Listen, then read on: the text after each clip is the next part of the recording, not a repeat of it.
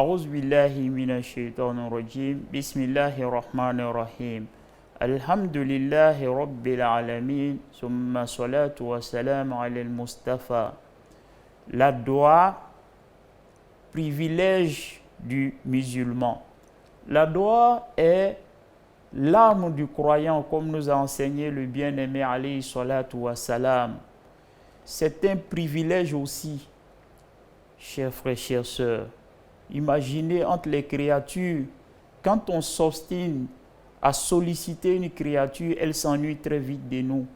Alors que le roi des rois, le détenteur des trésors des cieux et de la terre, lui, il nous adresse un discours de grâce, de miséricorde, d'espoir, de disponibilité quant au fait de l'invoquer pour nos besoins. Allah nous dit وَقَالَ رَبُّكُمْ اُدْعُونِي أَسْتَجِبْ لَكُمْ. Et votre Seigneur a dit, invoquez-moi, je vais vous répondre. Il n'y a aucun doute, chers frères, chères sœurs. Le messager nous a dit, alayhi salatu wa salam, dans ce cadre-là, invoquez Allah pendant que vous avez la certitude du fait qu'il va vous exaucer. Oui, cette certitude-là doit être constante chez le croyant quand il invoque son Seigneur. Tant qu'il est un croyant qui consacre l'adoration qu'à lui seul et qui suit le messager alayhi salatu wa salam. À ce propos-là, le messager nous a dit que si un croyant invoque Allah, il peut être sûr qu'il sera répondu de l'une des trois façons.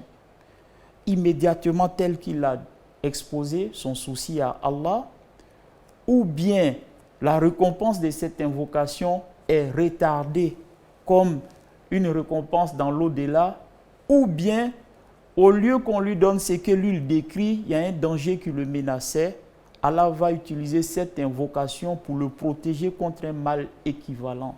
Les compagnons étaient heureusement surpris.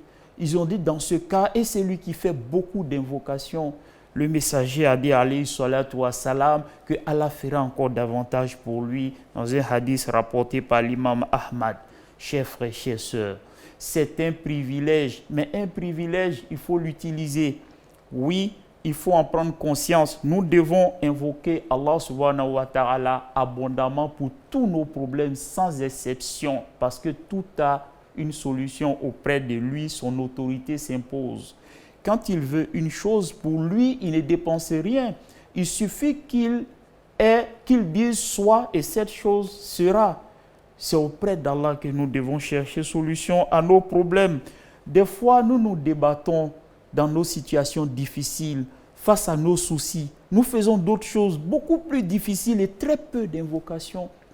On peut trouver un musulman qui a un souci particulier. Il va à gauche, il va à droite. Il sollicite tout le monde. Mais dans les 24 heures, tu peux trouver qu'il n'a même pas consacré 5 minutes à solliciter Allah subhanahu wa ta'ala pour la résolution de son problème. Ça ne se doit pas. Allah dit قُلِ ادْعُوا اللَّهَ وَادْعُوا الرَّحْمَنَ أَيَّمَا تَدْعُوا فَلَهُ الْأَسْمَاءُ الْحُسْنَى. Appelez Allah ou bien Rahman, quel que soit le nom exalté que vous allez choisir pour l'invoquer, il a les meilleurs noms. Chers frères, chères sœurs, le messager alayhi salatu wa salam agissait toujours de la meilleure manière, selon les meilleurs principes et lois, des bonnes façons de faire les choses. Mais après, il invoquait Allah subhanahu wa ta'ala avec ferveur, comme s'il n'avait pas pris des dispositions, comptant en cela sur sa miséricorde. Et l'invocation la plus usuelle du prophète sallallahu alayhi wa sallam, c'était Allahumma rabbana atina fi dunya hasana wa fil akhirati hasana wa qina azaban nar. Qu'Allah accepte nos invocations. Wassalamu alaikum wa rahmatullahi wa barakatuh.